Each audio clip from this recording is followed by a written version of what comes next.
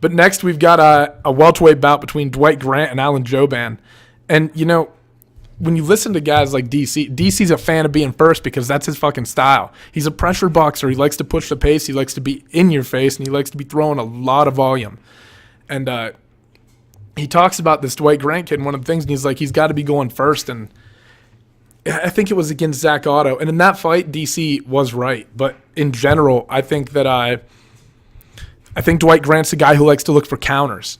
Like, if you look at the one that I have to pull his record up here. I didn't write it down. I'm sorry. But if you look at the most recent one that he pulled off, his most recent knockout, the guy, he went to throw like a TJ Dillashaw-esque kind of move, right, where he comes in and he throws, and then he brings the kick up behind the punch or the cross. But the kid who was throwing it, instead of following through and getting some cover over his chin, left his hand hanging out like this. And Dwight Grant came right down the fucking pipe with the right hand and shut the lights off.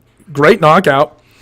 Carlo Pietersoli is who that happened against. And I think the fight that DC was announcing, talking about how he needed to be going first, and in that particular fight he should have, was against Zach Otto.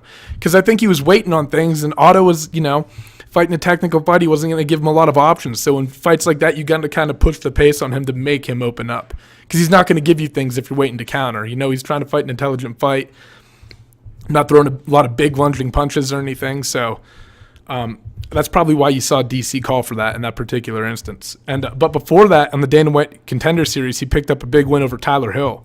Knocked him out in the second round on a big counter left hook.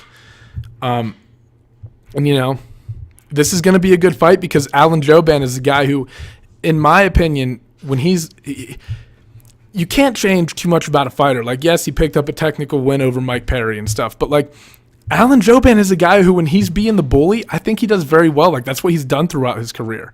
But he just needs to learn to be a little more measured. I think he just got to dial it back. Like, I feel like he went through this drastic change, right, where he was being extremely aggressive, and then he was trying to be extremely tactical. And he's got to find a balance somewhere. Like, his nature is to be aggressive, use that, but maybe just dial it back a little bit in certain situations and turn it on in others. I think that's where his work should come. But like I said, that aggressive style of Jouban, if he overextends on things, I think Grant has a really good chance to win this fight. Like, if you start seeing Jouban hunting for a finish and it's not necessarily there, and, you know, or Grant has a good upper, he's going to have some good chances to end the fight. He's got some power and a really nice left hook, and obviously he's got power in both hands, right?